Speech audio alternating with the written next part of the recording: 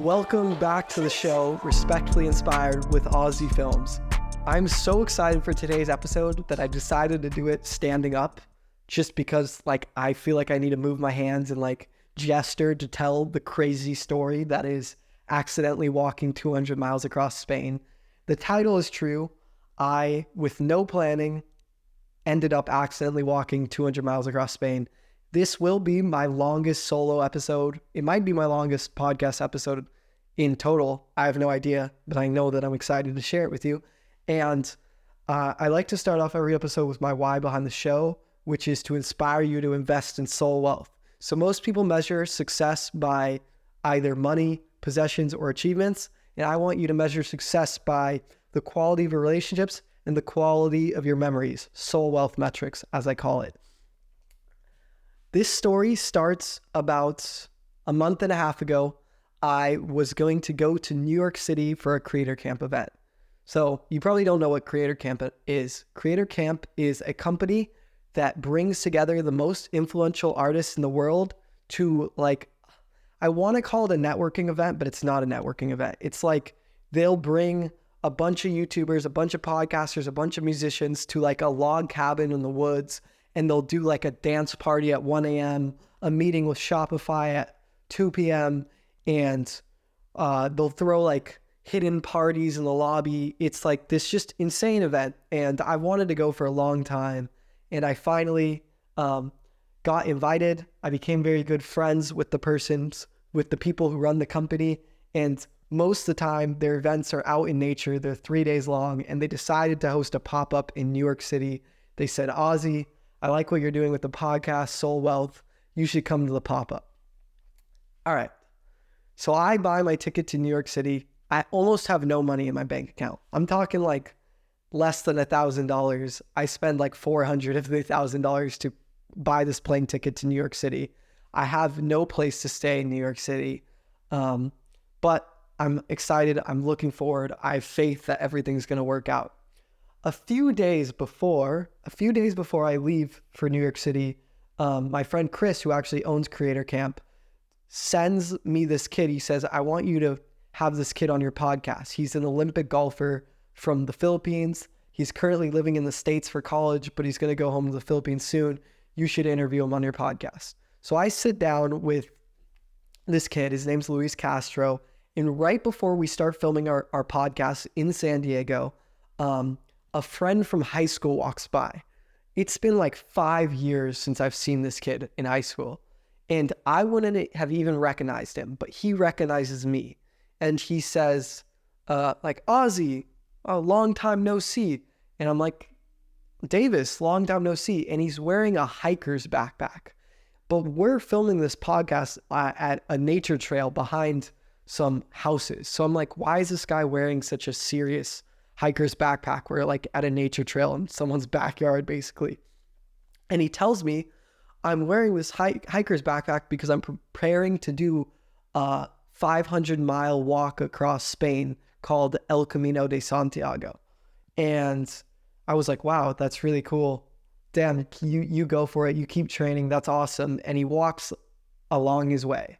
Now, in the moment, I didn't think much of it. It was the first time I ever heard of El Camino de Santiago. I was like, damn, cool to see that friend from high school. It's really cool that he's doing this trek across Spain. Again, didn't think much of it. I end up doing the podcast with this kid from the Philippines. I end up wrapping up. And a few days later, it's the day before my flight to New York City. By the way, the kid that I interviewed, who is from the Philippines, is also going to the same event as me in New York City. And he actually lives in New Jersey, right outside New York City. So I'm planning on maybe if we get close enough, I can stay on that kid's couch. I don't really have a place to stay, but I ask around. I know that 2 weeks before this event in New York City, there was an event for a book that I read, and I had gone to this event in the past. So I basically asked someone who had gone. I said, hey, is there any place for me to stay in New York City? And they told me, they asked around, they said, there's this kid, Mike. Supposedly he met you for 5 minutes at the last event. I don't remember meeting him. He says, you can stay on his couch in New York City. I'm like, great. At least I have a place. but I specifically buy my flight so that I fly in one day and the day of the event is the next day. And the reason I did that is I was like, well, if I have the event toward the beginning of the trip, then if I need an extra place to stay, hopefully I'll meet friends at the event and they'll let me stay on their couch. So that was the reasoning. The other reasoning was if I meet people, maybe I can do podcasts with them throughout the later half of the trip.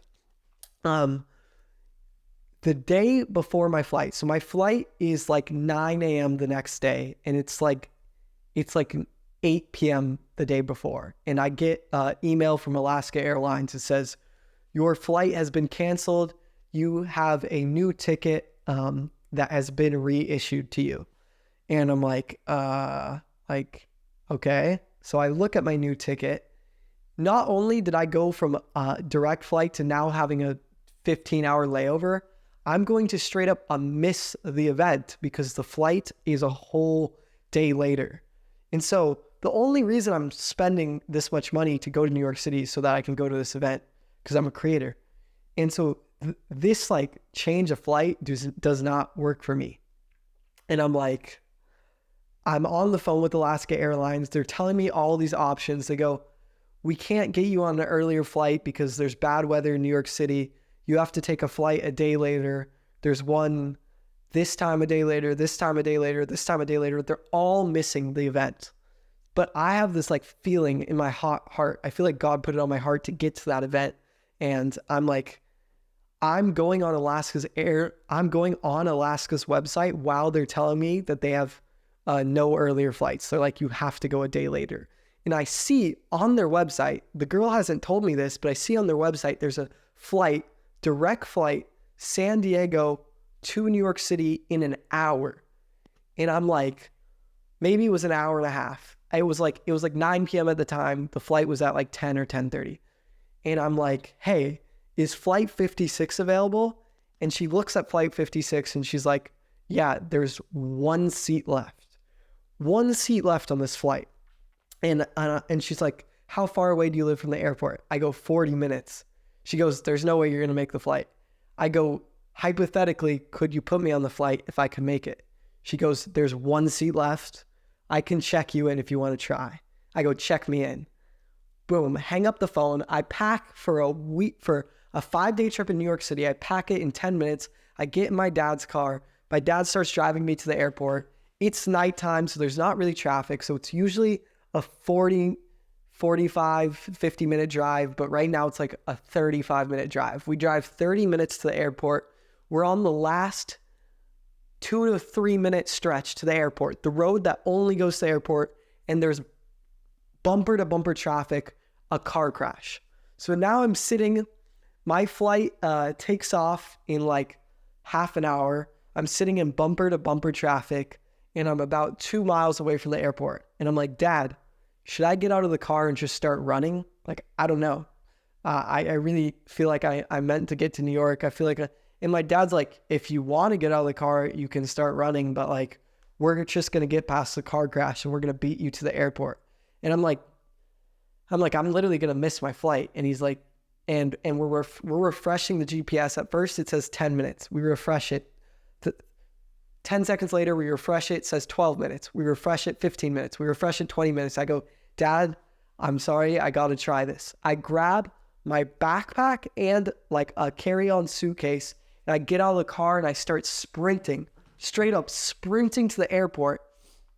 I look at my phone to see like how far away I am. I'm about like 2 miles, 2.3 miles away. And I'm like, all right, if I'm running like 8 minutes a mile, it's going to take me like 20 minutes to get there. My flight's going to leave in 10 minutes. There's no way I'm going to make it. But I start running and I realize that the car crash isn't 2 miles away. The airport is 2 miles away, but the car crash is only about a half a mile away. So I sprint as hard as I can to get past the car crash. It takes me like 5 minutes to get past the car crash, and I immediately just start waving cars down. Right when I get past the car crash, I start waving cars down. And I know that like every car on this road's going to the airport. So I'm like, I just got to get one person's attention. This mom rolls down her window and I'm like, yo, I'm going to miss my flight. Is there any way you could drive me to the airport? And she's like, I'm picking up my military husband. He's going to be so mad I let a stranger in my car, but get in. I'll take you to the airport. So I get in this girl's car. She takes me to the airport, Terminal 1. My flight leaves out of Terminal 2. So I'm not going to the right part of the airport, but it's taking me closer to the mission. She gets me to Terminal 1. I get out of the car and I immediately start waving down another car. And you know how the airport is. There's like hundreds of cars. I'm just waving them down. I see a girl who looks like she's in college. I'm like, I wave her down. I'm like, hey, I got dropped off at the wrong airport. I got dropped off at the wrong terminal. I'm going to miss my flight. But if you could drive me to the next terminal, I might make it. And she's like, get in. It's a college girl and her mom. They're like, you picked the right strangers to hit on today. And I get in their car. They drive me three minutes down the road. I get to Terminal 2. So basically, it said I was like 25 minutes away based on traffic, which turned into like 40 minutes. And through running past the traffic to where the car crash was with a suitcase, with a backpack, I got in one stranger's car. One stranger took me to the wrong terminal. I got in another stranger's car. That stranger took me to the right terminal. I made what was like a 40-minute delay, like 10 minutes. And I run in the airport. My flight takes off in like 20 minutes. I get in the airport. In the line, I go straight to the security line. I got the boarding pass on my phone. The line's not that long. So it basically is like one loop.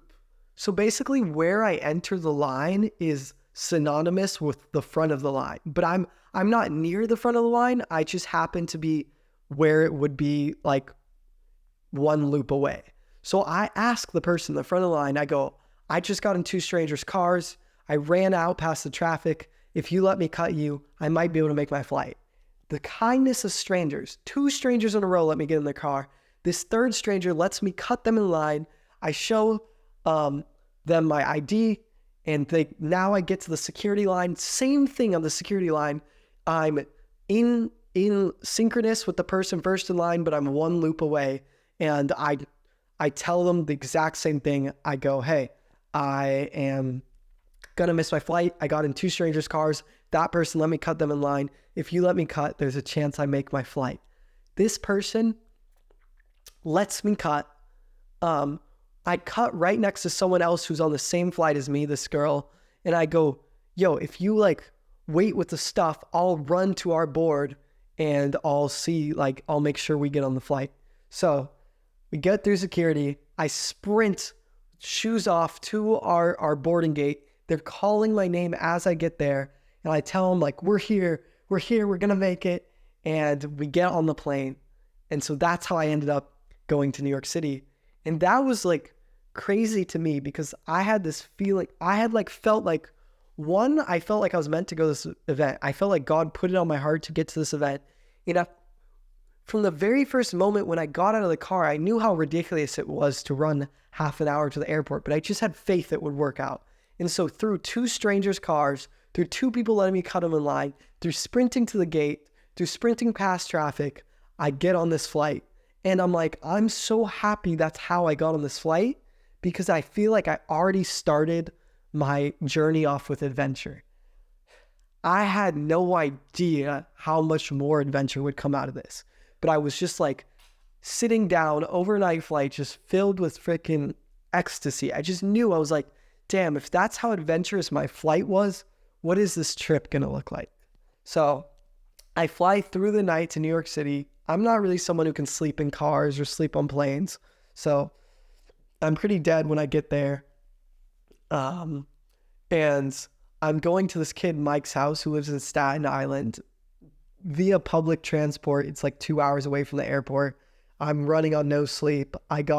It's about 95, 98 degrees in New York City. I got my suitcase. It's not that hot yet because it's the morning, but I got my suitcase, backpack, and my phone's out of battery. So I walk out of the airport to some like little shop. I buy some bunk charger. I charge my phone for a little bit. I text Mike. Mike can't come get me because he is working. He's working remote from his house. And he just sends me his address. And it's like, take this bus and then this subway and then this train there's like 4 public transportations to get to his house. And anyways, you know, that's not that exciting, but I get it done. I charge my phone. I get on the subway. I get on the bus. I get on the train. I make it to Mike's house. When I get to Mike's house, it's like full on, you got to imagine I'm from San Diego. So the way I sound is kind of like the San Diego accent. It's like deep, laid back, slow. And I'm in Staten Island. Staten Island might be the most different accent other like from San Diego in all of America. I mean, maybe you could say like the South, but it's like, I'm not even going to attempt to recreate it because I can't recreate a Staten Island accent. But I just feel like I'm in this whole other world, like with his family that has this accent, and it's just interesting. And the only thing we have in common is that we went to the same book convention for this book called The Third Door a year ago in LA. And in that book, the author reaches out to this guy, Elliot. And Elliot is like an entrepreneur, and he kind of like pours back into the author, and he helps the author make the book, and he takes the author on all these epic adventures. And then through by the end of the book, the author's met like Steven Spielberg, Warren Buffett, all these crazy entrepreneurs, but the one who sticks out most to him is Elliot. And Elliot ends up carrying his dad's casket at his funeral. And so anyways, that's like an important part of the story, because when Mike, like when I get to Mike's house, he's telling me his own story with Elliot. Basically, he listened to a podcast where someone cold emailed Elliot, and Elliot's like known for giving people these crazy challenges. So like people all around the world want Elliot to mentor him because he like has this crazy entrepreneurship company, and he like knows a ton of famous people, and he's like all these connections. And he's known for like, if you send him a really good cold email, he'll give you a challenge. If you pass the challenge, he'll let you mentor him. So basically the kid, Mike, whose couch I'm staying on, like emailed Elliot, emailed Elliot asking for a challenge, and like poured out his life and was like, I want you to mentor me.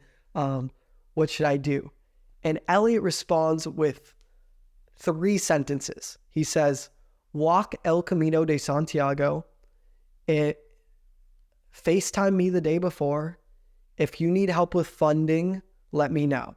So this guy poured out his life in a cold email. I'm talking like an email you scroll down to read. This guy just tells him to walk El Camino de Santiago. Now, 99% of people in America don't know what El Camino de Santiago is. The only reason I knew it was what it was because like 5 days prior, I ran into that kid from my high school who told me he was doing it, and it was just a weird coincidence. But basically, for you guys to know what it is, El Camino de Santiago is a 500-mile trail across the north of Spain. It's the same trail that Apostle James walked. And when Apostle James walked, he walked to this church that was in Santiago.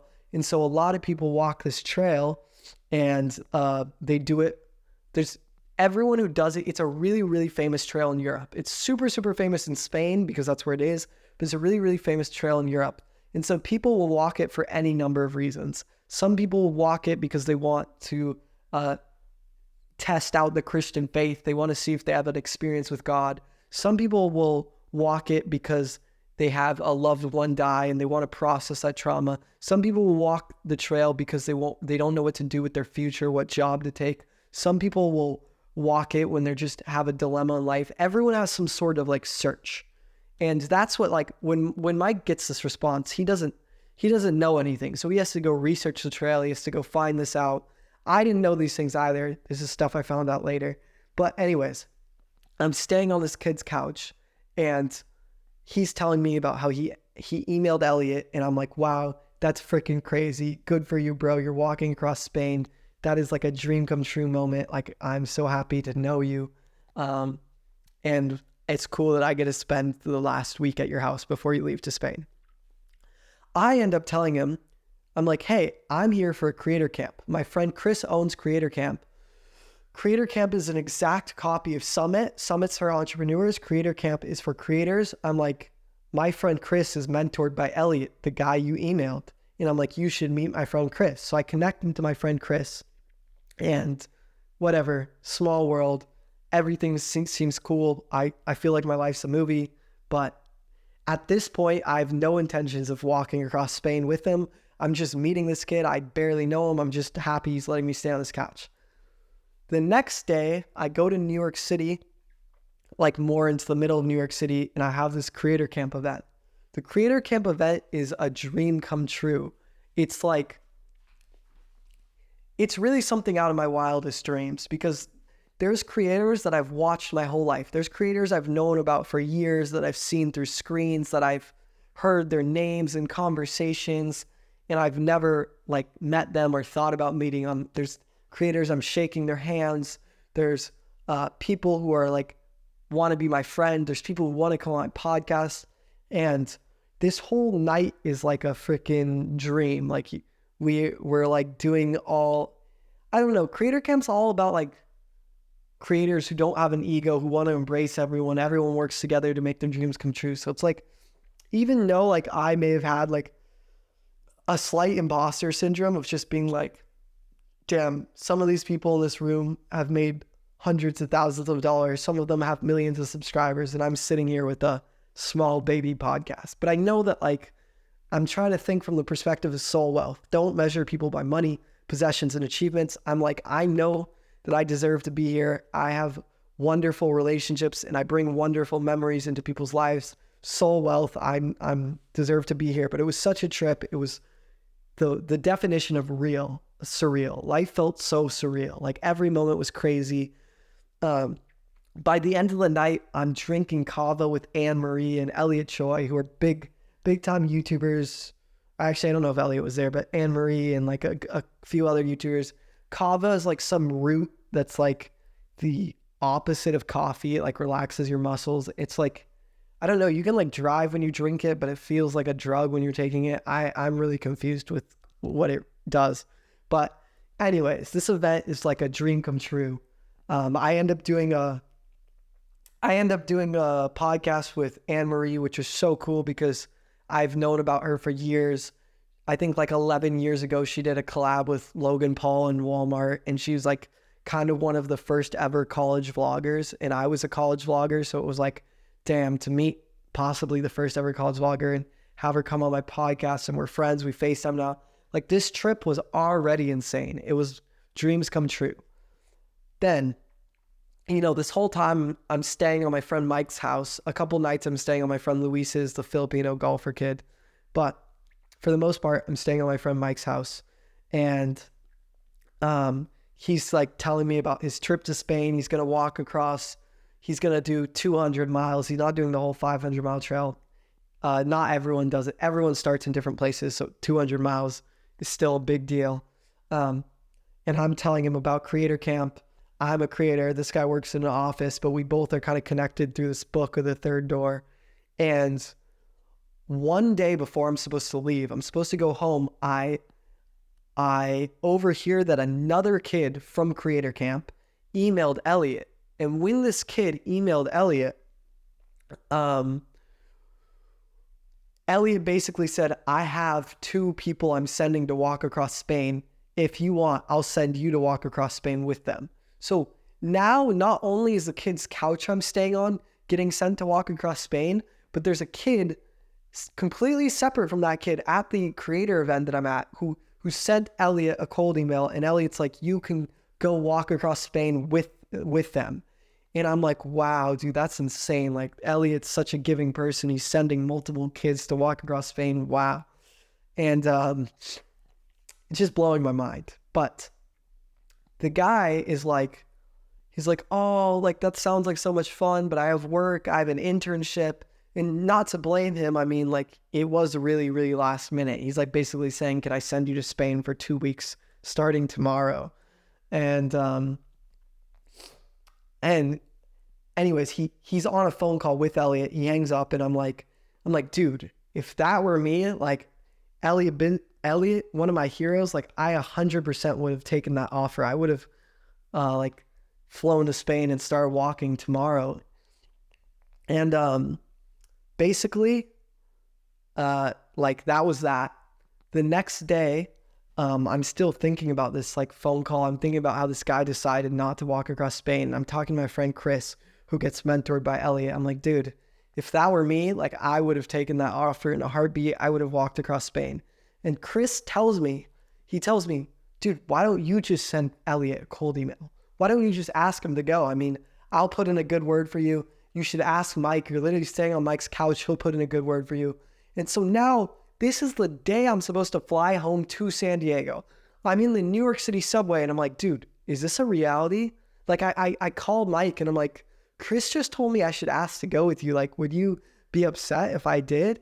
And Mike's like, dude, totally ask. Like, I'll put in a good word for you right now. Like, that would be so fun if you came. And Mike just made me feel so included and loved. And so Chris and Mike both message Elliot. I start filming a video in the New York City subway. Like, it sounds super loud. I'm like, Elliot, like, if you could send me on this trip, it would be a dream come true. This is the message of my podcast, Soul Wealth. By going on this trip, I'm going to be building relationships and memories. And I'm going to have this story to forever tell on my podcast. And I'm creating this video for him. And then right when I get off the subway, I start sending a cold email to Elliot. I attach the video. I'm like, can I go on this trip to Spain? I send it off, and then I'm driving to the airport. I'm driving to the airport to catch my flight to go home. I'm like debatably going to miss my flight because I've spent so much time trying to write the perfect cold email. And as I'm driving to the airport, Elliot instantly opens my email. He instantly responds back to me, and he's like, what's your Telegram? I'm like, I don't have a Telegram. He's like, get one. I download the Telegram app. I start messaging him. He's like, let's do this. He's like, how much do you need for the trip? I'm like, I don't know. Like, I'm looking at flights now. I think I could do the trip with $2,000, but I don't know. He goes, life is not a dress rehearsal. Let's do this. And so I'm like, I'm in, skipping my flight home to San Diego. And he just sends me rocket ship emojis. So now this guy I haven't met, this entrepreneur that I've read about in multiple books, who has mentored some of my most successful friends, is telling me that he's going to help me pay for my trip to fly to Spain and walk 200 miles. And it just so happens to be with the kid whose couch I'm staying at, who I don't even know, and some kid I met at a book conference a year ago. And I don't even have my passport. You can't fly internationally without a passport. So I have my parents find my passport, overnight ship it to me. The next 1.5 days later, I get on a plane to Madrid. I skip my flight home to San Diego. Like, I straight up just take an L. I don't get my money back. I can't move it. I miss my flight home to San Diego. I overnight ship my passport, and I'm flying out to Madrid. I'm going to take a sip of water because I'm dying here. I'm a little sick, and I hope you guys are keeping along with the story. Sorry to cut it off right here, but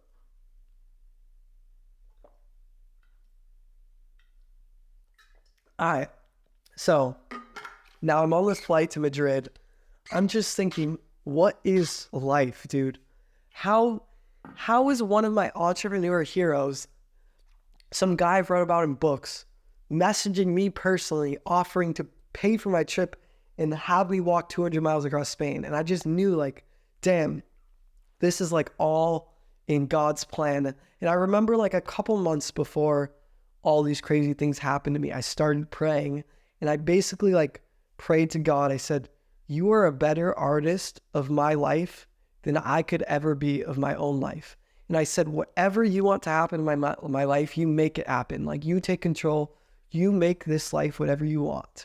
And at the time, I was really struggling with many things, with my health, with my girlfriend, with my friend's health, my family members' health. And I just remember saying, like, God, like, I trust you. I don't want to keep asking for things from you. I just want you to, like, you take my life and you make it what you want. And then all of a sudden, the most insane things you could ever imagine, like even just down to the airport thing, like getting in two strangers' cars, I was like, dude, God's got me. I made it on the flight. I go to creator camp. I'm meeting like heroes, people I've watched on YouTube for years. I'm like, wow, dude, God is using me. And I'm talking to these people about some of my YouTube heroes. like this girl, Anne Marie, I remember after our podcast, I'm sitting down talking to her about Jesus. And she's like, I really enjoy, she's not really religious. She's more spiritual, but she's like, I enjoy like your perspective on religion. She's like, I'm going to keep like asking you whatever religious questions I have, I'm going to ask you. So now one of my YouTube heroes tells me that like she enjoys my perspective on religion and she's going to ask me. And all of a sudden, like a couple days later, I find myself on a flight to freaking Madrid, Spain. And I'm just thinking, wow, maybe like because everywhere I go, I'm just talking a little bit about God. Maybe God's just going to keep taking me around the world. And keep in mind, I don't have money to do this. I do not have the money to do this. This is being funded by an entrepreneur hero that I haven't even met, that I sent a cold email to. And so I land in Madrid. I have a best friend in Madrid who studied abroad at my high school. He's like, no questions, you can stay on my couch. They prepare a bed for me. I stay in his room. I'm seeing my best friend from Madrid. I'm seeing his best friend. The next day, I have a train from Madrid to Leon, and Leon to, from Madrid to a small city, from Madrid to a small city in the north of Spain called Molina Seca. That's where I'm starting my walk. It's like a very random city. I don't think anyone starts their walk from that city. There's like more bigger cities that people start their walk from, but I have to go from a really random city because I'm a day behind the other kids that I'm walking with. And when I'm on my way to the train station, I get to the train station in Madrid, like, I don't know, probably like 15 minutes before my train. And I'm trying to like, I didn't realize how big this train station is. It's like it looks like a massive airport. I'm trying to find my train. They speak Spanish. Most people speak English, but for some reason, this train station, no one spoke English. So I'm like, hey, this is my train. Can you help me find my train? And I can speak a little bit of Spanish, but people, they're looking at the signs. They're like, we don't know where your train is. I don't want to wait in like a long line to ask the like official person, but I'm walking up to people with yellow jackets. I'm like, hey, do you know where this train is? I'm walking at first I'm like, I'm nonchalant. Like I have 15 minutes to find my train. And then I have 10 minutes. And then I'm asking around. And then I have 5 minutes. And then I'm asking around. And then I have 2 minutes. I'm like, I start to freak out. I'm like, dude, I've looked at every sign. I don't know where my train is. Like, I really don't want to miss this train because now Elliot, who's one of my heroes, is going to like be upset that I missed my train. And he's the one funding this. So I'm like, dude, I was here on time. Like, I'm going to look like embarrassing if I miss this. And some guy finally tells me, he's like, oh, it's on that section of the like train station. And over that section, there is like a security line, like how an airport has a security line. And I'm like, dude, and I don't know if you guys know much about trains, but almost all trains leave like the second they say they're going to leave on the ticket. So I'm like, dude, 2 minutes to get through security, find my train, get on the train. I'm like, dude, I'm screwed. I'm going to miss it, but I got to try. So I get my stuff through security. It's already past the time that my train leaves. I'm like running around and frantically asking people in Spanish where my train is. And then I realize the whole reason that my train hasn't been on the signs is because it got delayed 45 minutes. So I was like freaking out, but the reason it's not even on the signs is because it got delayed 45 minutes. So I end up making my train. But that was like, just the reason I decided to include that story in the podcast is because the amount of like crazy travel things that happened in one go was just absurd. From the airport in San Diego, from skipping the airport in New York, from going to Madrid to this train. And then I finally get dropped off. It's like a 6-hour train, and I get dropped off at the most random stop in the world. Like, you can't even imagine this. It's like, to give you some perspective, 6 hours later on this train, I get off the train. There's not like a stop. There's not like a platform. I just get off like at tracks. And I'm the only person on the whole train who gets off at the stop, and they just go, and they're like basically once the train passes, like you just walk over the tracks back over, which is like not how train stations work. And there's like a couple houses, but nothing, just like miles and miles of nature and like a couple houses right near the train station. And everything just sounds quiet. It's like 10 p.m. I was shocked my phone had service, which I was lucky that I only even had service because my parents had like got me some plan that I could use in Spain. Otherwise, I would have probably just been lost here. My friend Mike, who I'd stayed on this couch, is in some little hostel hotel thing, like 20 minutes away. He has to call me a taxi to come pick me up. So I'm standing in the middle of nowhere. A taxi comes and picks me up and takes me there. And I'm reunited with a stranger whose couch I stayed at in New York City. And now we're in this little mountain town in the north of Spain. And I'm just like, how is life real? I walk in, there's another kid, Hussein I had known from also a year ago from that event of The Third Door, the book. And we're just in this like freaking hostel hotel thing. And just like, how is life real? Just so surreal. I like go and meet them. They take a video, they send it to Elliot. Elliot starts making this group chat. So Elliot, the entrepreneur guy, he starts making a group chat. He starts putting other entrepreneurs in the group chat. He starts putting his friends in the group chat. He starts putting our friends in the group chat.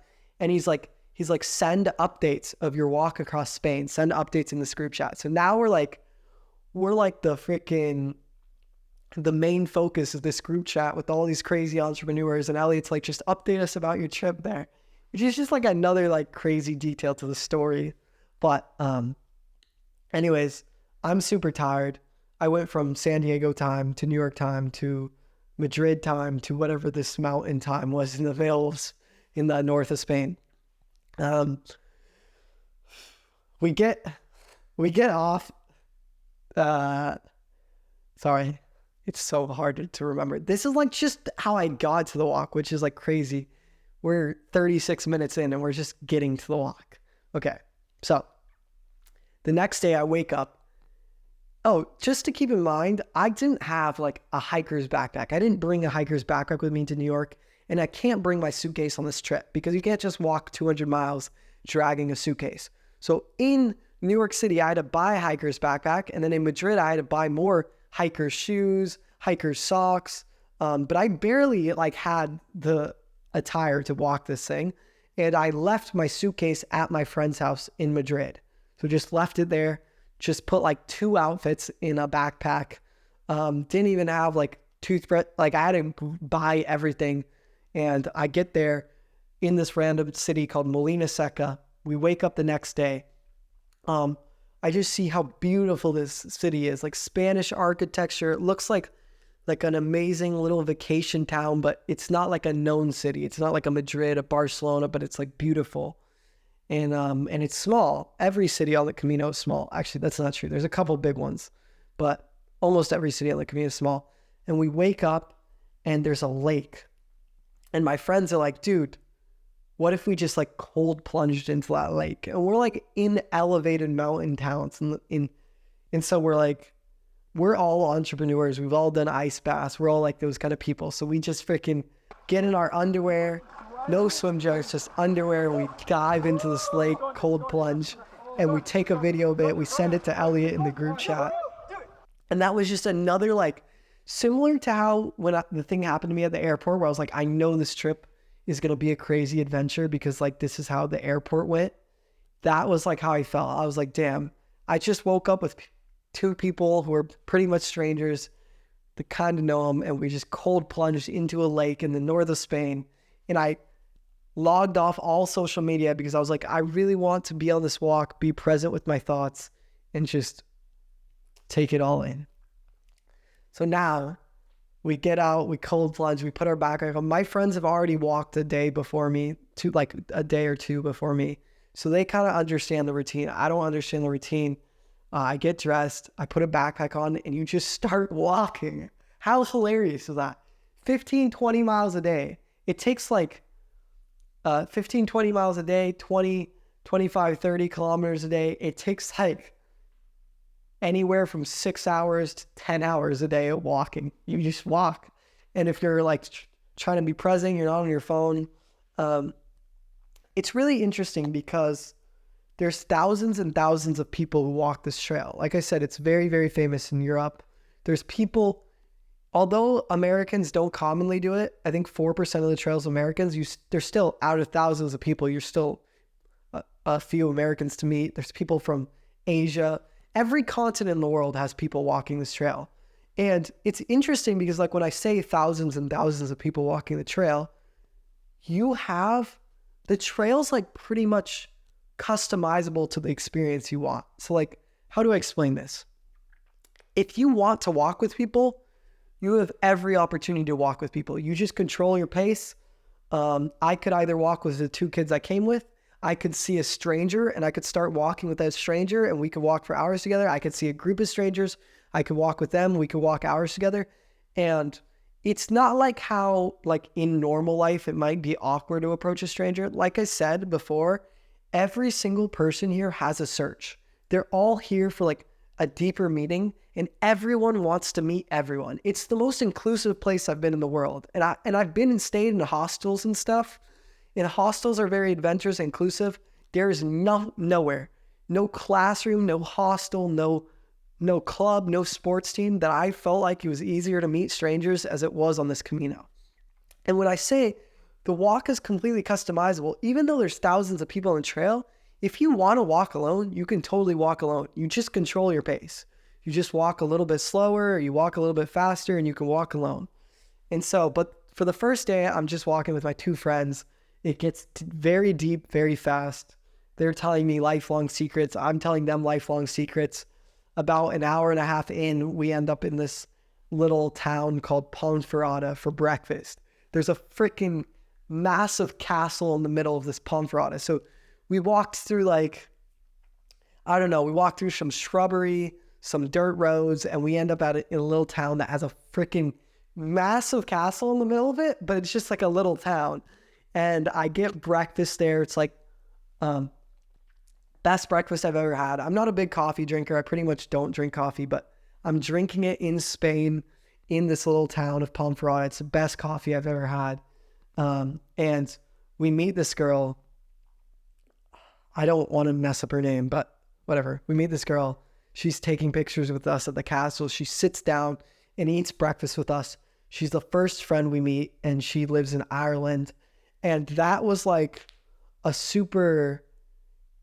meeting her kind of just foreshadowed the trip, because it was like showing me like, damn, we're just walking. This girl just comes up to us and now we're eating breakfast with her. That's just what the Camino is. You walk with someone, you meet them, you invite them in, they invite you in, you end up getting breakfast. And then here's the thing. So there's many, many lessons that I learned on the Camino, but one lesson that I learned quite quick was lean back and let go. So like, it's really interesting because you meet people on the Camino and you guys don't have any you guys don't have anything in common. You don't know the same people. You didn't go to the same high school. Oftentimes you're from different countries and you're from wildly different age groups.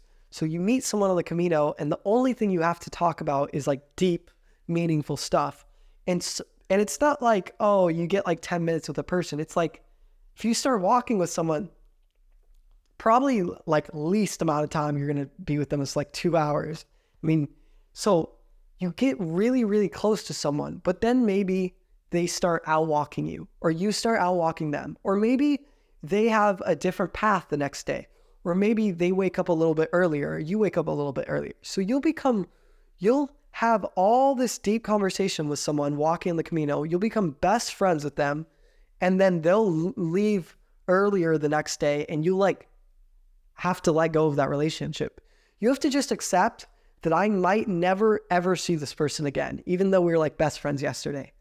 And so the first day you're already meeting people like that. We meet this girl, I think her name was Lydia, from Ireland. And then we meet this Asian guy, Jew, from South Korea. And we're doing like pull-ups with Jew in the park. And then we get to lunch in this other city and we meet like this group of Italians. It's like some younger Italian kids our age, and then there's like an older big brother Italian. And then we walk through like this beautiful farmland and grapevines, and like we get to this city in the mountains called Villa Franca. And here's the crazy thing. So like how I just explained to you, you'll like meet someone, become best friends, and then you'll let go. It's like the more you walk the trail, the more you're meeting people. And the more you're meeting people, the more you have to let go of the relationships, but the more you just randomly run into people. So by day 3, you'll like be in a random freaking hut. You'll be in the random freaking hut on top of a mountain. You'll be like, oh, that's my best friend from day 1. And then you walk to the next place and you'll be like, that's my best friend from day 2. And the more and more you walk, the more and more friends you make, the more and more connections you have. And then by like day 8, 9, 10, every place you go, you're like, oh, there's best friend from day 4 and best friend from day 1's over there. And like, you're always just running into people, you're always just like, and it's just like the most random thing. Cause you're like, think about it. You're like walking through the mountains of Spain and you're walking through the mountains of Spain. You're like, oh, it's just my best friend from the castle at Ponferrada, day 1. It just makes sense, but it doesn't make sense, like, and that was like one of the most beautiful, eye-opening things I've ever had. Now, I probably can't go day by day through everything, but, so I'm trying to think of where to take this story, but I guess I'll get into the next life lesson I learned, which is, I'll get into the next life lesson I learned, which is, so the Camino reflects life. This is probably the biggest lesson I learned. So basically for the first 3 days, and even though I just told you about all those people we met, and you do meet people, it's the easiest place in the world to meet people. Me and my friends are all really athletic. We all go to the gym. My 2 friends are jacked. They're like, one was almost an Olympic swimmer. The other one's a serial weightlifter. I lift weights. I try to work out and play sports. And most people walk 20 to 25 kilometers, but we were like doing minimum 30 the first 3 days. And we're not only doing minimum 30, we're making a statement. We're like, let's freaking like, we're not sprinting. Like we're still walking, but we're like speed walking. We're trying to get to the destination as fast as possible. When we get to the destination, we're trying to get to the nicest hostel. We're trying to get to the nicest hostel and get to bed early, wake up early, and freaking race. And so, yes, of course, we're meeting people. It's a Camino. That's how it works. But the first 3 to 4 days, we weren't like meeting as many people as other people were meeting. And we didn't put together why. Like we were just kind of like, making a mission. We ourselves were getting super close to each other, but we're just kind of like racing to the destination. And one day I was feeling like quite sick and my friends weren't feeling sick. And so they're like doing their whole like race thing. And actually on this day, they literally decided to race each other. They're like, we're going to race to the finish line. And I was like, hey guys, like I'm not doing that with you today. I'm sorry. And so they end up racing each other. And I walk really slow that day. But what I didn't realize is how many friends I would make. That day, I made the most friends the whole Camino I could make that day. And I actually ended up walking like 2 miles off on the wrong trail. So another interesting thing about the Camino is, I'm trying to show you another interesting thing about the Camino is that the whole 550-mile trail is marked by yellow arrows and yellow seashells. So if you're paying attention, and I'm not like saying like really, really deeply paying attention, just if you like slightly pay attention, you can walk the whole 500-mile trail without a map, without an iPhone, without a GPS. You can just follow the yellow arrow and you'll get 500 miles across. But while it's very obvious, it's also like if you just miss one of the arrows and you just make a wrong turn, you can walk off the path. So I was following someone. I ended up walking off path, and about a mile off path, I realized it was a mistake. So I had to walk back on path, and like, you're in so much pain. Your feet and legs are in the most pain you can imagine. Like think back to like, I don't know if you've ever been to like a theme park, like a Disneyland or something, and like how your feet hurt at the end of the day. And multiply that by like 1,000, that's what walking the Camino feels like. And so I'm like pretty upset that I'm like having to walk a mile back onto the trail, because at least when you're walking on the trail, you're like, I'm making progress toward my goal. But I was like, I'm literally like not making progress toward my goal.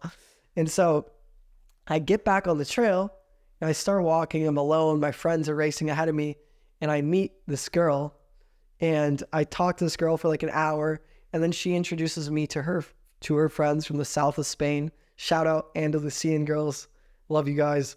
And then they introduced me to their 3 friends from the north of Spain. Shout out northern Spain guys, I love them.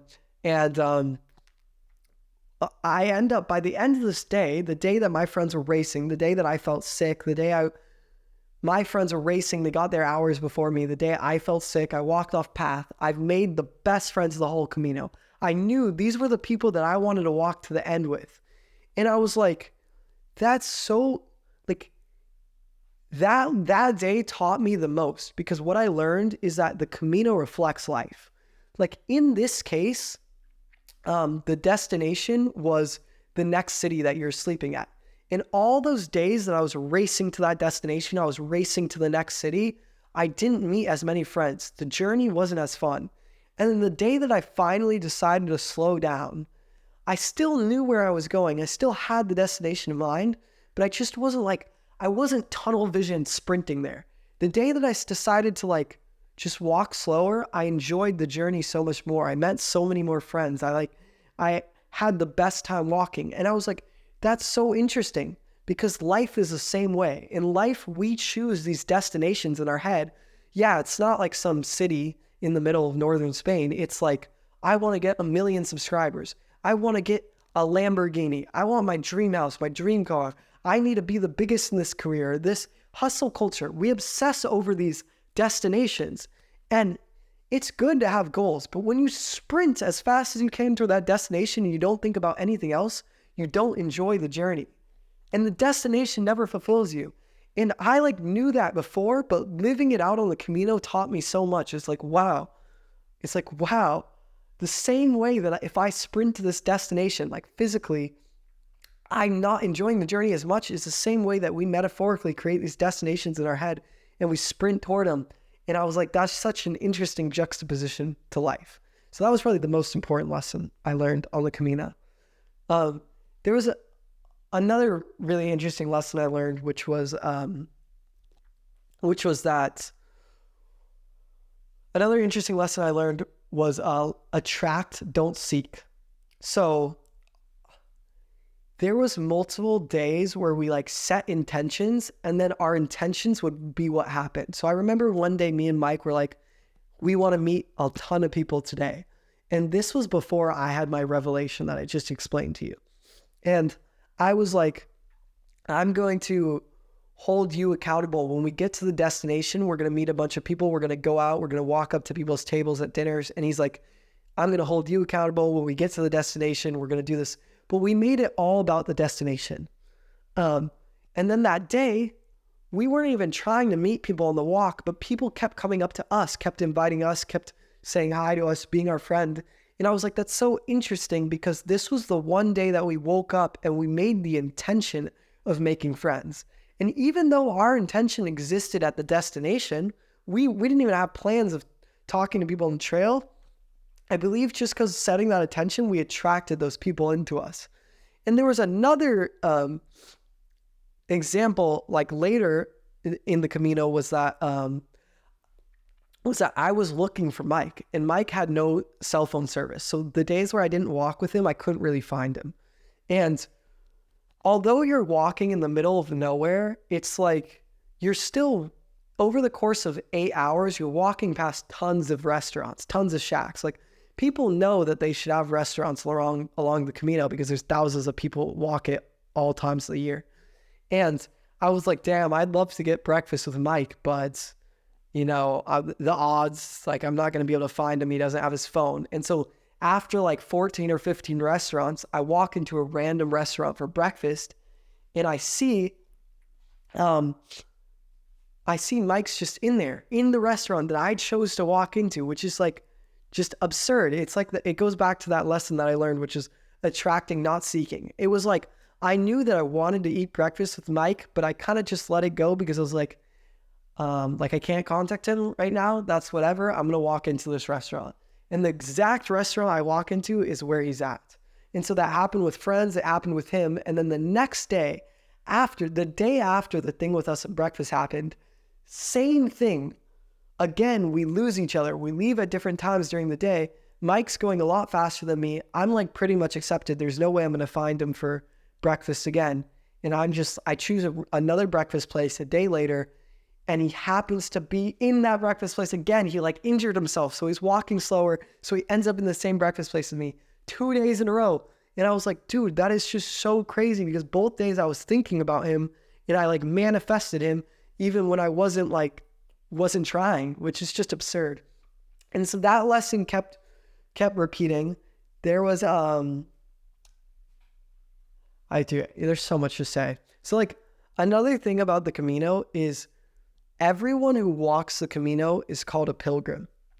Everyone who walks the Camino is called a pilgrim.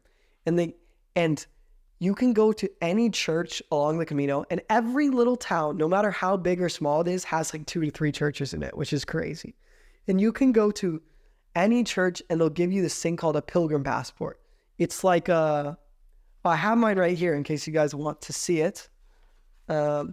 It's basically like a cardboard like passport thing.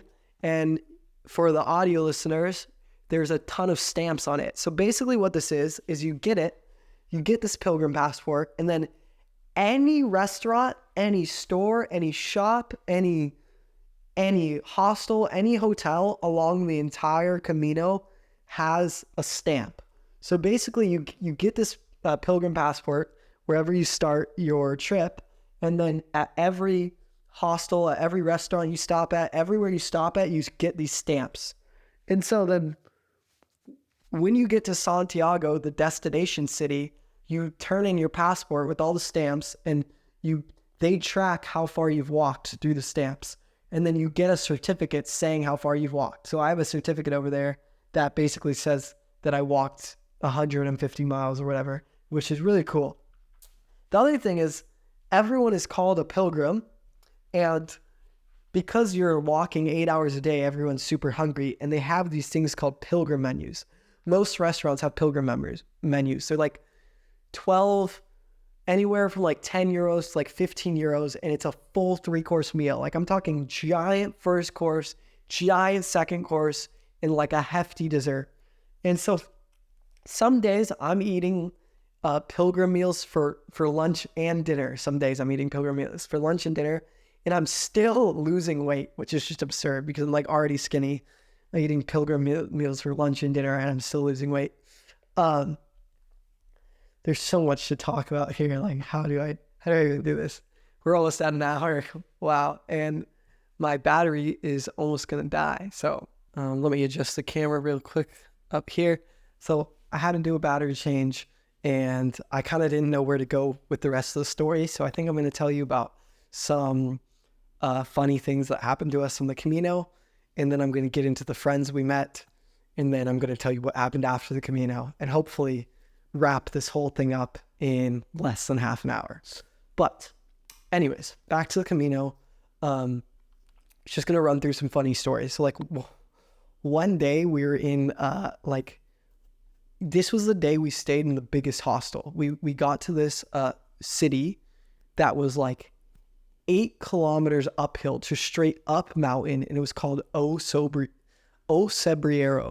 And it was on top of a mountain, and it was freaking beautiful.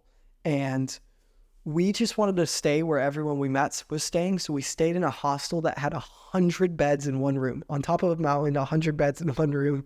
And we were going to the showers, and the showers didn't have doors. So like if you walked by, you could just see someone's butt. And luckily, when me, Mike, and Hussein, the kids I was traveling with, went to the showers, there was no one else there, which is pretty lucky because there's like 1,000 people staying in this hostel. And while we're showering, somehow the topic of like old people in gyms, because like if you've ever been to a gym, there's always like naked people in the locker room. And Hussein just starts talking about like, he's like, I hate when like old men come in and they're all naked and they don't cover up. And he's like talking to us while he's showering. But he doesn't realize that there's an old dude walking in naked as he's telling us this. So as he's telling us, as he's like openly complaining about how he hates when old men walk around the gym naked. There's literally an old dude walking naked into the showers, which was just hilarious. But I don't even know if he spoke English because some people didn't speak English there, but it was funny because we ended up running into that guy like multiple times after the shower thing. There was another funny situation with Hussein where we were walking downhill. I wasn't with him, but supposedly like a roll of hay started rolling down the hill. It was like as big as he was, and he was like Indiana Jones, like running away from it, which was just like hilarious. He was just telling us the story, but I don't even know how real or not real it was to Indiana Jones. There was another day, it was our third day, when we accidentally walked a marathon. So basically we walked the usual 30 kilometers, which we do, which is like, I want to say that's at least 20 miles. And then we were going to walk another 8 kilometers. And we thought we were walking another 8 kilometers.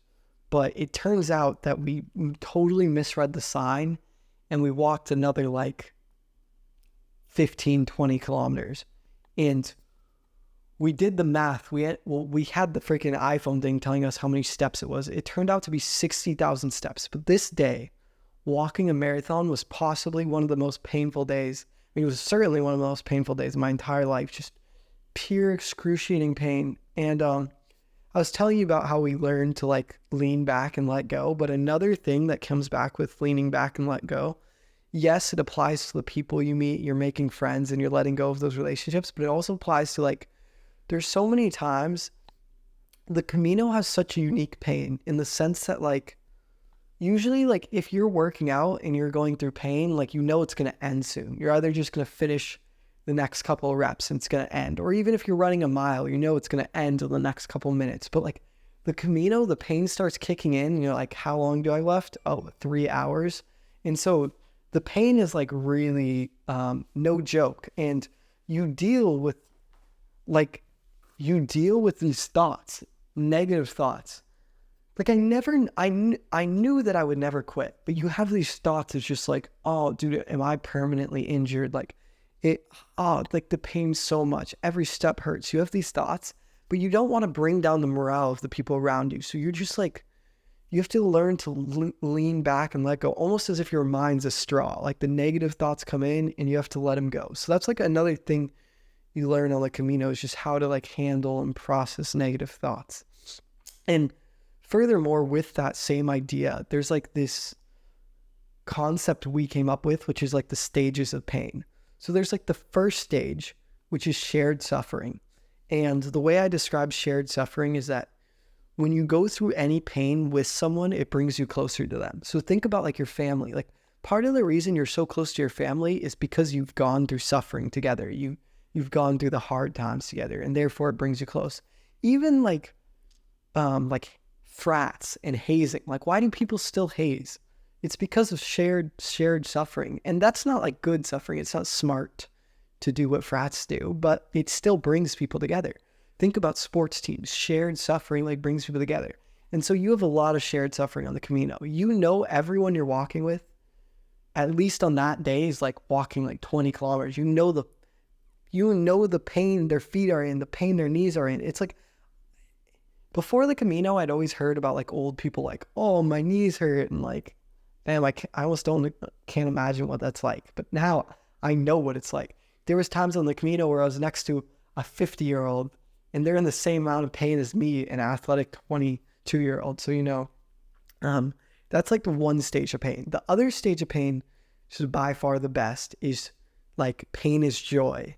And this is where just every little thing becomes so funny just because of pain. I don't know why. Like, it's like, I'll give you an example. Like, you'll sit down for lunch and you'll eat with all your best friends. You'll relax. You'll be having a good time. And then you'll get up, athletic 22-year-olds, and you're like all limping away from the lunch table like grandpas. And that's so funny because it's like, it's just an example where pain is funny. But then there's other things where you're in so much pain where it just makes moments more funny. Like where you just look at your friend, like me and Mike would just look at each other and we just start smiling and laughing because it's like, you know that they're in the pain that you're in and you're just like, why? You're like, why are we walking 200 miles across Spain, and you just start bursting out laughing. So pain is joy is like the best phase. And then the final phase, and kind of the phase I was describing to you, is just pain is silence, where it's like you have these negative thoughts coming in because you're in so much pain, and you know that like you don't want to kill the morale of the people around you, and you also don't have the energy to talk to people around you. So you're just like limping, and sometimes you'll get in like flows where everyone you're with is in the pain is silent phase. So you're walking in a big group and everyone's just like, and then there's times where someone's in the pain is silence phase and someone's in the pain is joy phase. So I'm like running up to Mike, just laughing and limping. And then he's just like standing there like, not right now, bro. And so it's like interesting. I wonder if you guys can like get this concept to the screen, or if you ever had something, but just watching, like, I don't know, we got to know the stages of pain so well. And then there's like kind of a bonus stage where it's like, when you get to the end of the day, you get to the finish line, something about your brain just like shuts off. It's like, all right, I've completed my task for the day.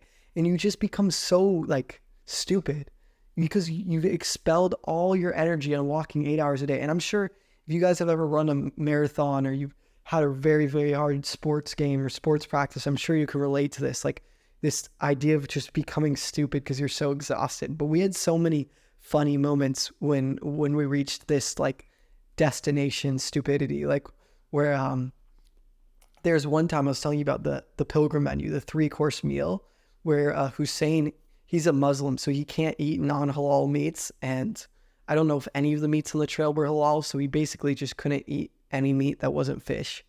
And there was a time where there was a pilgrim menu, so it was a first course, second course, and a third course.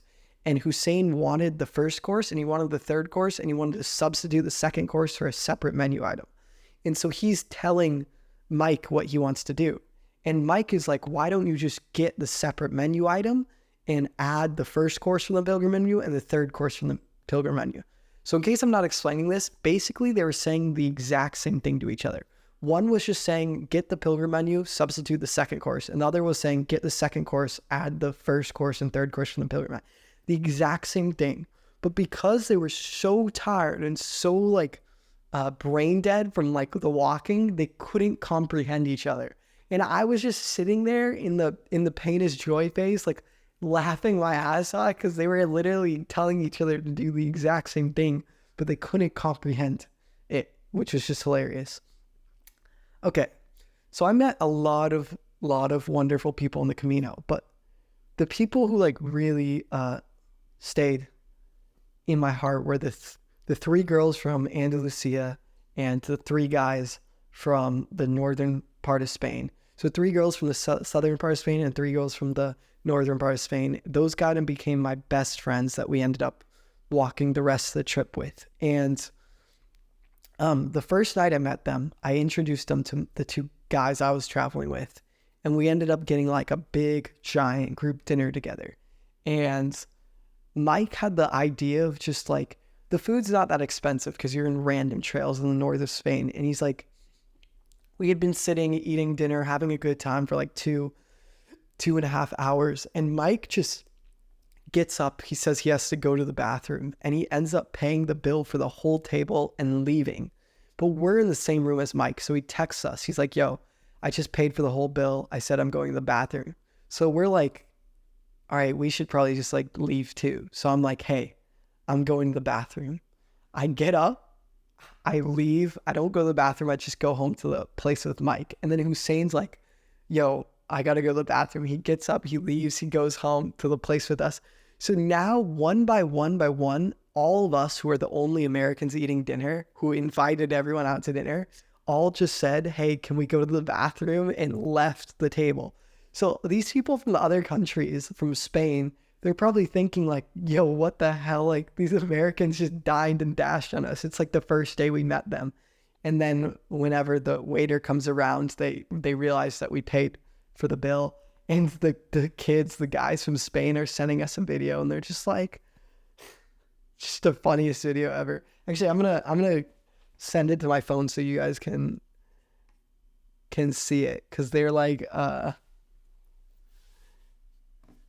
okay, this is a video they sent us. I know you aren't going to be able to see it, but I'm just going to play the audio for you because it's funny. They basically DM'd us thanking us for buying them dinner, and this is what it sounded like.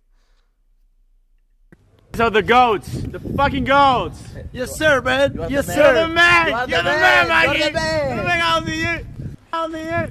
Microphones are That's hilarious. So they're like thanking us for dinner. And then I think that kind of set us on a good path to being best friends with them for the rest of the trip. Anyways, the next day we walk with them all. It's the most fun day. We're singing in Spanish, we're singing Spanish songs, we're singing English songs, we're walking and cheering and clapping together. That was the most fun I ever had. And at one point they played the song, "This girl is on fire, this girl is on fire." And I probably was like a 4 out of 10 was my Spanish when I started walking. This was toward the end of the trip. I probably became like a 6 out of 10 by this time. And so I could like translate the song. And I was just like, I don't know why, but I was so confident when I was on that trail. And like Mike was just giving me the energy and Hussein was giving me the energy. And so I just like blurted out the song, but in Spanish. I was like, "Esa chica es fuego. Esa chica es fuego." And like I'm sure I didn't even like, it doesn't even make sense in Spanish, but that became such an inside joke. Like we said it with so much confidence that all the Spanish people we were with, by the end of our travels, they were yelling it too. They're like, "Esa chica es fuego." And so that was just like a funny inside joke. Another funny inside joke was the first day was when we ate breakfast in Ponferrada. And every day after, I would like turn to Mike or Hussein and I'd be like, "Yo, you guys want to get breakfast in Ponferrada?" And it was just a funny joke because it was basically presuming that we were going to like turn around and walk 100 miles to get breakfast at that spot. That was another funny inside joke. And then 3 days left on the trip. We're in a bigger town called Puerto Marin. And Elliot calls us and he's like, "I'm sending a 4th kid, Gabriel." Now, Gabriel his mom had just passed away like 5 days before Elliot called us. And he basically was like, "I think it would be a good experience for him to walk the Camino with you guys. I'm sending him to walk the Camino. Like he'll fly out tomorrow or whatever." And and Mike and Hussein had booked the trip so that right when we finished the Camino, they had 1 day in Madrid and they flew home. But because I didn't know how much Elliot was paying for, he was spending, I thought maybe he's just buying the plane ticket. So I basically, I booked my trip 2 weeks longer than the Camino because I wanted to have a cheaper plane ticket for Elliot to buy. And so when he decided to send a 4th person, by the time the 4th person got to us, Gabriel, we only had 1 day of walking left. And the other 2 kids were going home, which meant that I was going to end up traveling with this guy for 2 weeks alone. So keep that in mind. But anyways, Gabriel gets to us at 10 p.m. at night. And this is our last night before walking to the finish line. And we tried to reserve him a bed in our hostel, but they don't let you reserve beds online. And they don't even let you reserve beds in person for other people because they need to see your passport. So they basically said they weren't going to give him a bed. But we were like, all right, whatever. Like when he gets here, we'll just sneak him in. Our hostel's not full. It will be fine. And for some reason, the hostels, which are also called albergues, sometimes on the Camino, they have like a strict close time. So the hostel we were staying in tonight, our last side of the Camino had an 11 p.m. close, which basically means the doors auto lock. They're like glass slide doors. They auto lock at 11 p.m. No one can enter, no one can leave. And so Gabe, the kid who has not been walking on the Camino with us, he doesn't know how it works. He hasn't made any of the connections we've made. He's not like super close to us because, I mean, we're just kind of like, I knew who he was before, but not super well.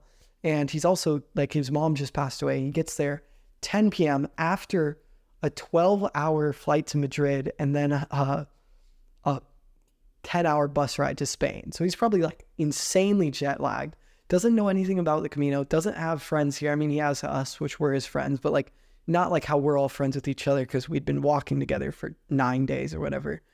And he gets there, he arrives at dinner time. They eat super late in Spain, and we're all eating dinner. And 10 to 10:45, he's like meeting our friends. He's kind of like feeling out the vibes. And then we go back to the hostel. And when we get to the hostel, we walk in, we're not even like thinking. We're just like, oh, he's going to come in. We'll find him a bed. If anything, he can take one of our beds. We'll sleep on the floor or something. But the dude, like the vibe of everyone at Camino, the nicest people you'll ever meet, just like extremely nice people, always want to take you in, always want to help you, always want to feed you.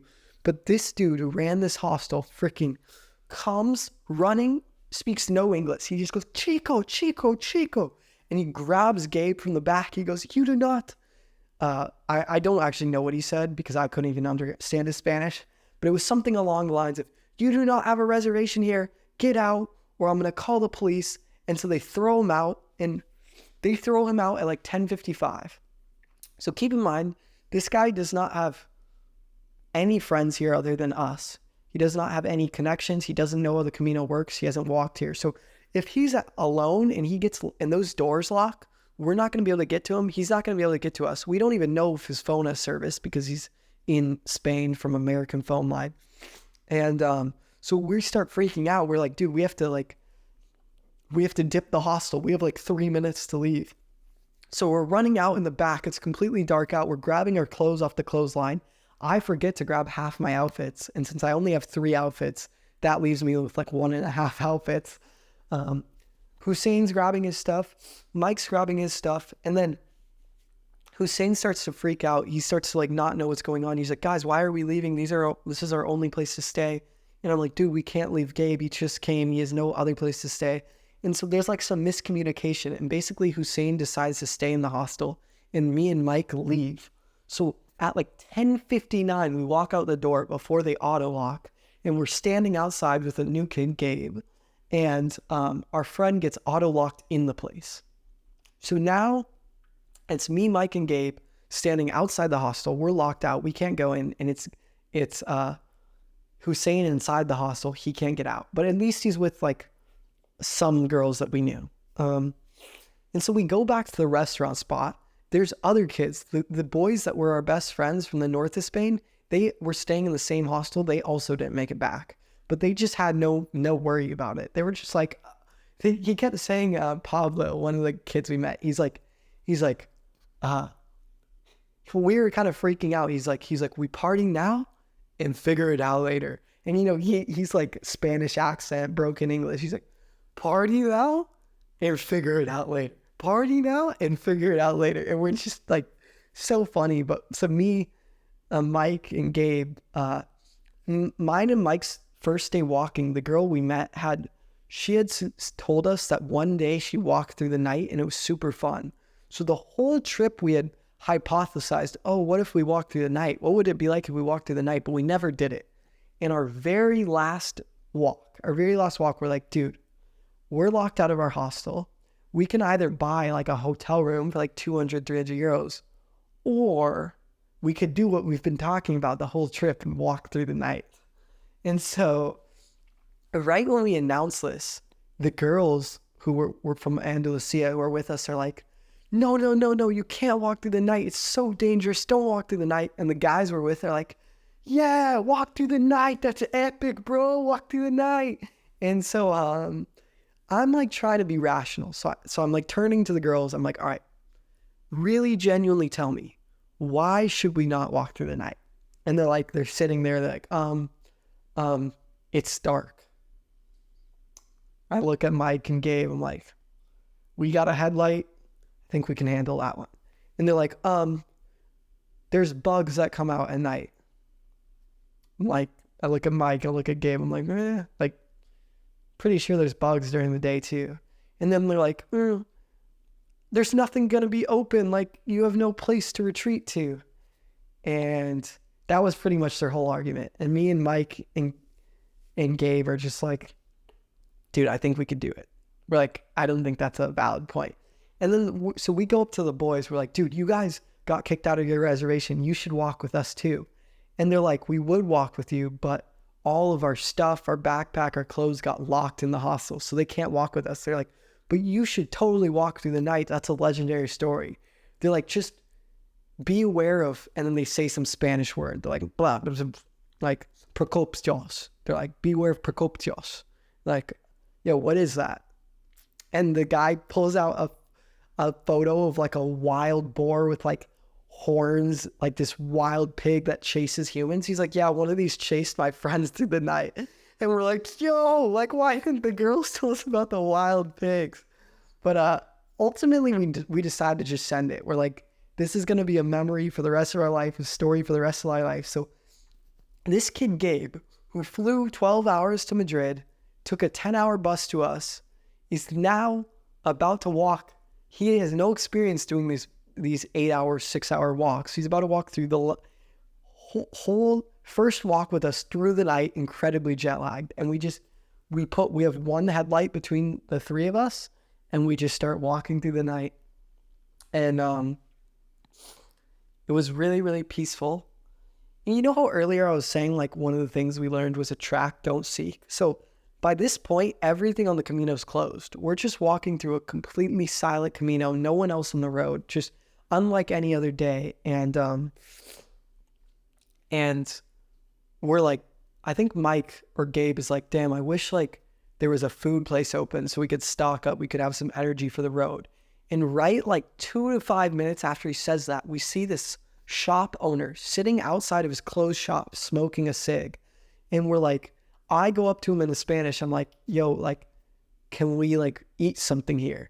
And the guy reopens his entire shop and lets us buy snacks for the whole route for today. Just out of like chance. Like, we literally just attracted that, which is crazy because we weren't going to go looking for a place that was open. We just were like, that would be cool if it existed. And then it just came to us, which was another cool thing. Something else that I was very, very surprised about the Camino is that at least the portion I walked, which if you guys are interested, it's from Lyon to Santiago. It's called Rebirth, and it's on the Camino Francis because there's 4 different Camino de Santiagos.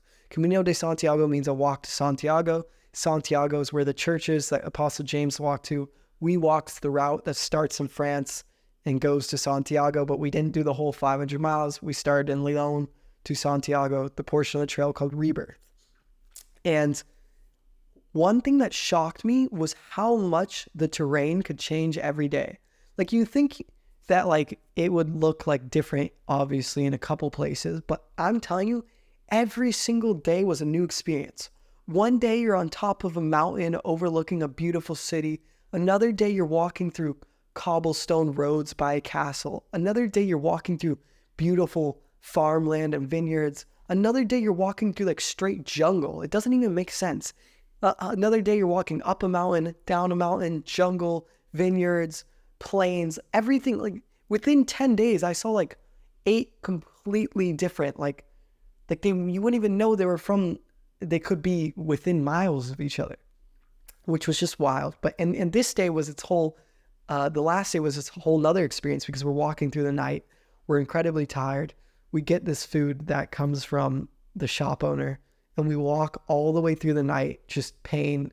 It should have been like a 5-hour walk, but it took us like 6 or 7 hours because we were going so slow. We had already walked that day.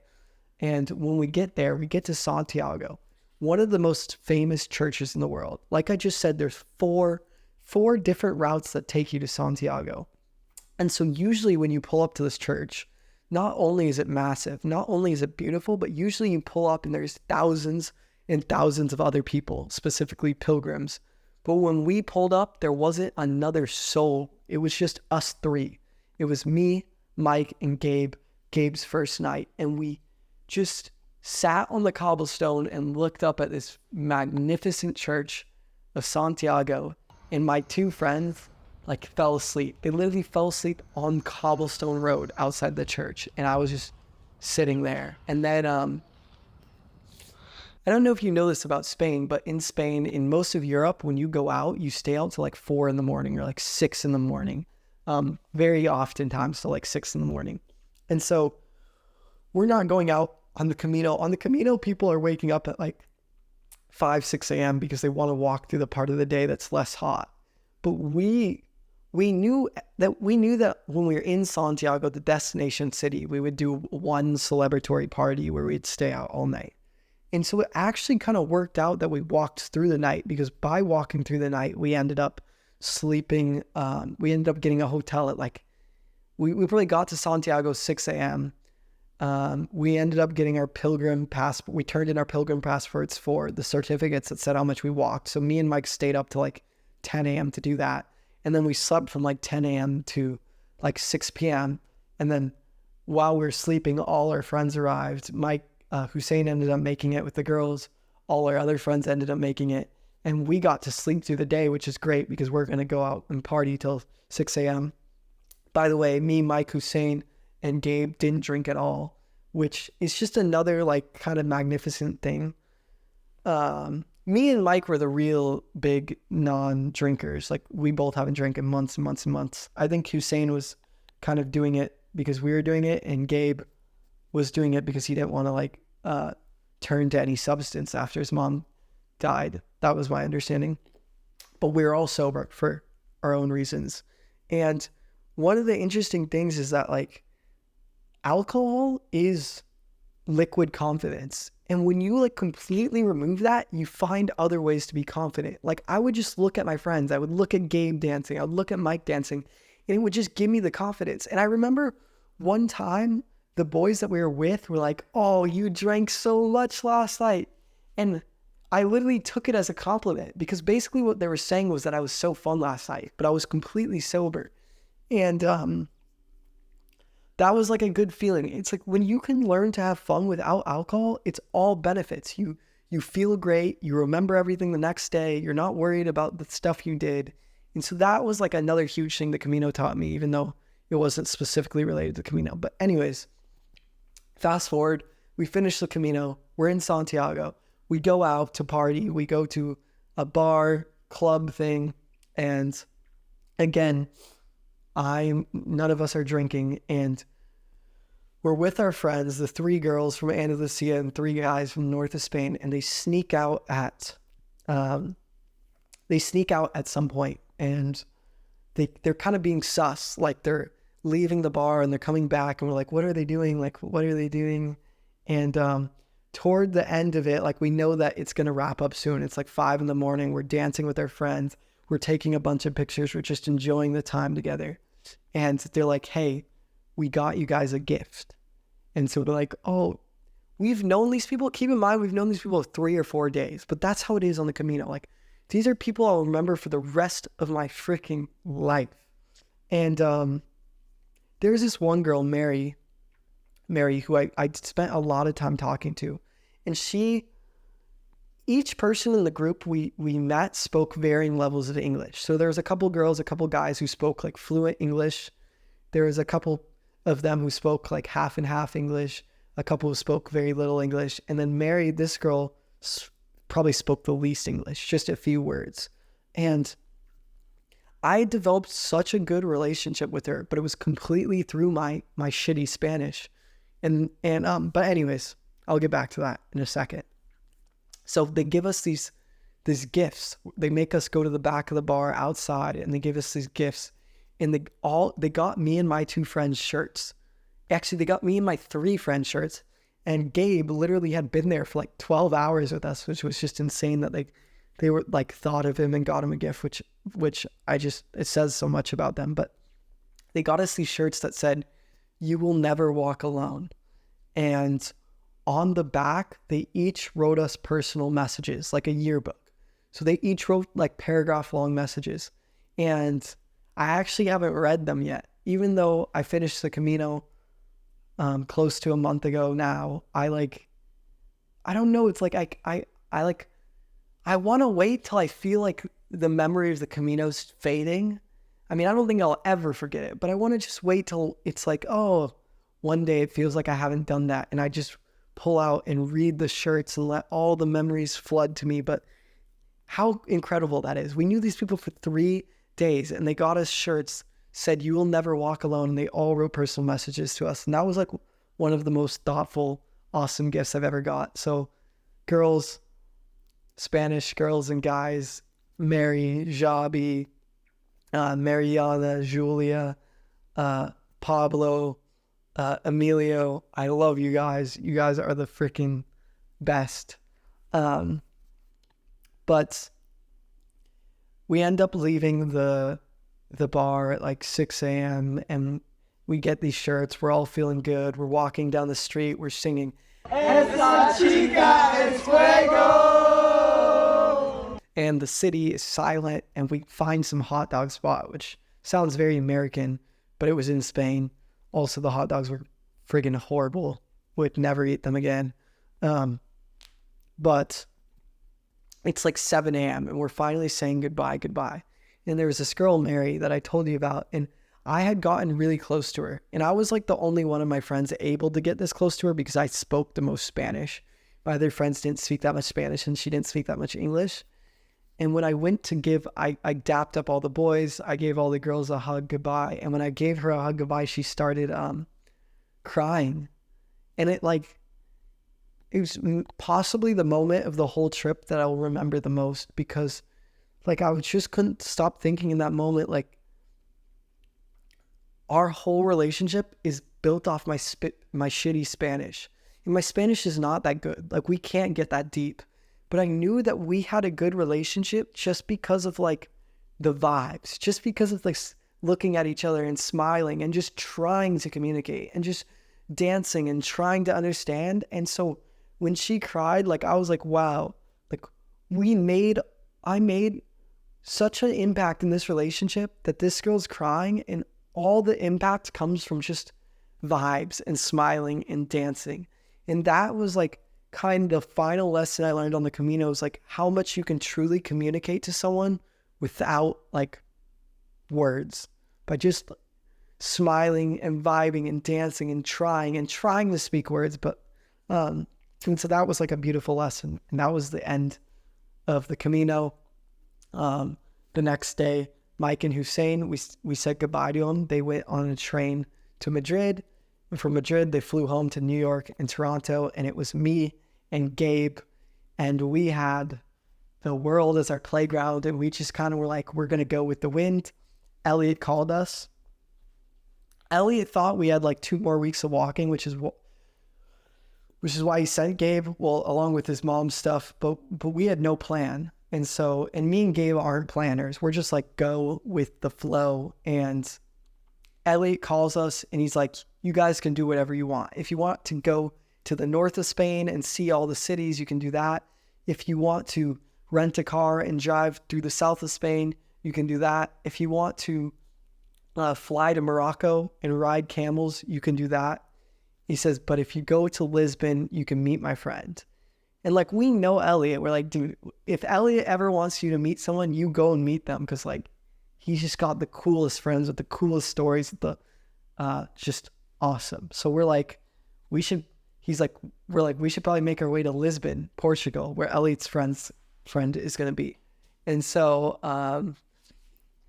we're just like, all right, our minds, tomorrow we'll take a train to Porto. So Porto is a city in the north of Portugal, and Lisbon is the city in the south of Portugal. And so every single person, not every single person, but many, many people on the Camino, we were asking around the last couple of days, where should we go? Where should we go? They're like, Porto, freaking beautiful city, beautiful city, beautiful city. And now that I've been to Porto, Portugal, and Lisbon, I will say I like Porto better. I think it's a more beautiful city. I just think it's awesome. Lisbon's awesome too, but Porto was beautiful. So me and Gabe spend a couple days in Porto, Portugal. They have 7 bridges over this beautiful river. They have beaches. We went to the beach, just think massive, massive beach. There's a ton of people along the beach, but no one's in the water. So we're kind of curious why that is. Turns out it's still really cold. But me and Gabe are really into ice baths, so we both go in the water for like 5 to 10 minutes. we meet a ton of people. We're in a hostel. Shout out Kevin. I remember you. Kevin was a guy who was from Australia who was telling me about his dreams to be a musician, and we just by chance ended up getting dinner. I think that we had so much energy from the Camino, but also hostels are very like social too. So they're, and even just the type of person Gabe is, like he was so social. We would like walk out of our hostel, and there are other people would walk out of our hostel. We'd just be like, "You want to get dinner?" And we'd go and get dinner. And Gabe was always pushing me to be more social. And I hope I was pushing him to be more social. And a few days in, one of the things that really, really impressed me with Gabe is that like, I knew this kid a little bit before, but you hear that you're going to travel 2 weeks with someone whose mom just died, and you don't know what that means. Like, does that mean they're going to be sad the whole time? Does that mean like, will you guys be able to have fun? What does that mean? And Gabe just showed me so much of the beauty of life. Like even though his mom had just died, he found ways to laugh and have fun. And most beautifully, he saw her in different moments. Like he kept telling this story about how when he was on the bus, he saw someone blow an eyelash and make a wish. I think it was called Ashganda or something. I might be messing it up. And that was a game he used to play with his mom. And certain things like that and certain moments would make him cry. But he would just use that crying to like share the beautiful stories with other people and to inspire other people. And we laughed and we had fun. And we cried together. Or like I watched him, and it was just like, it was so wonderful traveling with him and seeing him, how he told the stories about his mom, how he used it to inspire other people, and how we still laughed and we still had a good time together. And just turning this off. And anyways, so we have a great time in Porto, Portugal. Shout out the teachers who are moms, if you guys somehow end up watching this. And then we go to Lisbon, and as we're on our way to Lisbon, Elliot goes, "All right, I'm going to call my friend." And so you're like, "Oh, who's Elliot's friend?" We get to Lisbon. The next day, Elliot puts us in this group chat with this guy named Eric. He's like, "Boys, I want you to meet my friend Eric." And then Eric messages in the chat, and he's like, "We should all go surfing tomorrow." Of course, we say yes. If Elliot tells us, we're doing it. So we're like, "Yeah, we'll go surfing with you, Eric." And then outside the group chat, Elliot starts sending us these crazy yacht party videos from 15 years ago, from 7 years ago, from 3 years ago. They're all from this company called the Yacht Week, where the Yacht Week drives through Croatia and through Italy, and they throw these crazy parties on boats. And he messages us outside of the group chat, and he's like, "Eric is the founder of Yacht Week." And we're like, "What? No freaking way." So just by like God's wonderful planning, I'm like, Gabe, at the time, he didn't really surf. So I'm surfing one-on-one with the founder of Yacht Week. And then we're eating lunch on the beach together, me, Gabe, and Eric. And then we end up, he likes us. So he's like, "Hey, you want to come to a picnic with my family?" And then he's like, "My son wants to ride on your shoulders." So now I'm carrying the founder of Yacht Week's son on my shoulders as I walk through some park in Lisbon, Portugal, and I get to meet his wife, and I get to meet all his friends, and just the best time. Life was just so surreal.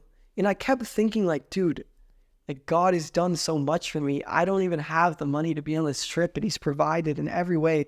And there was always like little moments for me to tell people about God. And I remember one time I was in a hostel in Lisbon, Portugal, and I ended up staying in a room with like 4 or 5 people. I don't remember. And the beds had little curtains. So I get in my bed just to lay down for a couple minutes before I brush my teeth, and I close the curtain. And this girl from Australia is talking about how she like went to some crazy festival in Thailand, but she was completely sober. And so I like open my like curtain because I haven't drank in a year, haven't smoked, haven't done any drugs in a year. So I open the thing and I'm like, "Dude, you're sober? No way. Like, let's go." And I tell her I'm sober, and she's like, "I would have never thought you were sober. I thought you were drunk the way you were going into bed." So I don't really like how people think that I'm like drunk, but hopefully that just means they think I'm fun.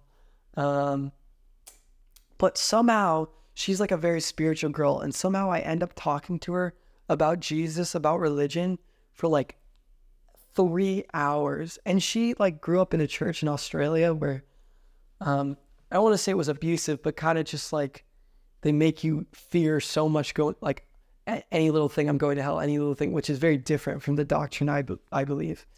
And I ended up getting to talk to her for like 3 hours about God. And I just remember feeling like, damn, I went from California to New York City to Madrid to the Camino to Porto, Portugal to Lisbon. And I'm like basically not paying for any of it. And I was like, I feel like God is just taking me around the world because and I'm not the type of person who enters the room and just like starts going, have you heard about the Lord and Savior Jesus Christ? I'm never that person. I'm in rooms with creators, I'm in rooms with entrepreneurs, and I just wait. And if there's an opportunity where a moment feels right, then I never hesitate. And that's why I'm even just saying it to you guys. This podcast isn't a Christian podcast. I don't talk about God every episode, but I knew that if I can't tell the story without telling you about God.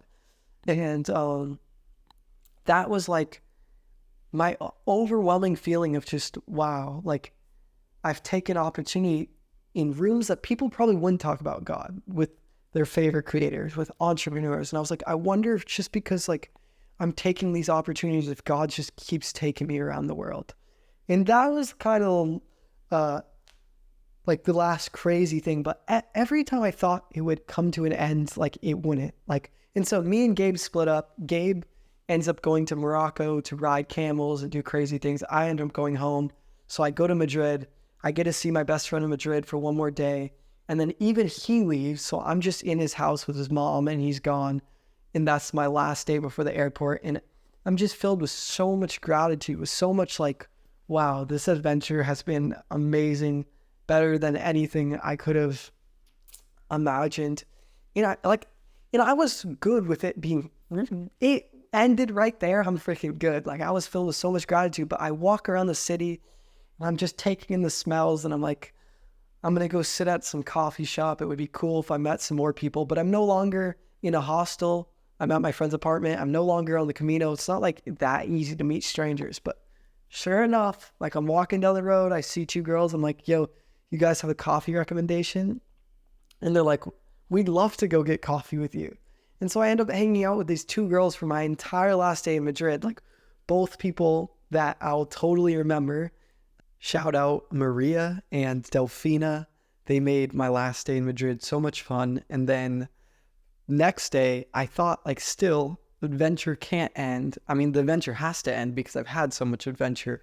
And then I have the freaking best Uber driver of my life. Like just like, I don't know. That was just like another thing where it was like, how am I, after all this adventure, after walking the Camino, after going to Lisbon, after running to these two strangers in Madrid, how am I going to have the best freaking Uber driver as well? He's talking to me in Spanish the whole time. He's telling me about his life. He's telling me how he hasn't left the country. I fly home.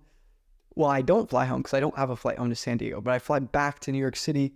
I stay on my friend Luis's couch, the one who I did the podcast with.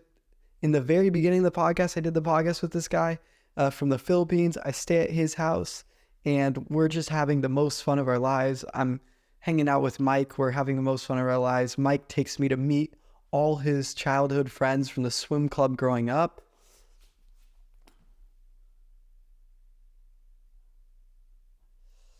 Sorry about that. Mike takes me to meet all his childhood friends from the swim club growing up. And, I'm just enjoying a couple last few days in New York City before I'm going to go home. I pretty much think the adventure's over. And then again, somehow I end up at Anthpo's birthday party, which is a YouTuber I've heard so much about this year. He's a YouTuber I look up to. And now I just end up at his birthday party in New York City.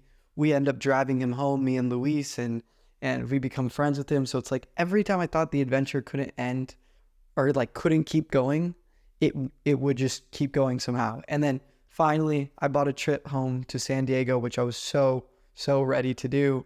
I fly home to San Diego and that's where we're at now. And I do just want to end this podcast by saying like, I can't, and I know I've already said this, but I can't tell this story without telling you guys about Jesus. It was just a couple months ago where I started praying to God. I said, God, you are a better artist of my life than I could ever be. Like, I know that I have this vision for my life. I have these goals. I have these dreams. But I was like, God, I'm just going to surrender them to you. I'm just going to give this life to you, and you take control. If you created the universe, then how much better could you design my life than I could design my own? And I started praying these things a couple months ago. And ever since I prayed these things, I've met the best friends in the world. I've flown to New York City. Some random hero, author, entrepreneur of mine paid for my entire trip to Spain. I freaking met the founder of Yacht. We got to meet a bunch of my YouTube inspirations, and like, I'm here, and all I can just say is thank you to Jesus.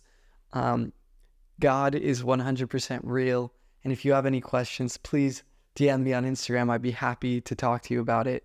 And I just want to say thank you, God. Thank you for what you've done in my life. And thank you for this wonderful, wonderful journey of the Camino. I love you all. And I'll see you soon with another podcast.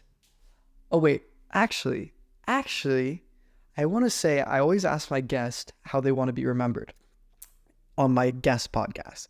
And I want to say, I want to answer the question on this solo podcast. And how I want to be remembered is I want to be remembered as someone who resembled Jesus as best as possible.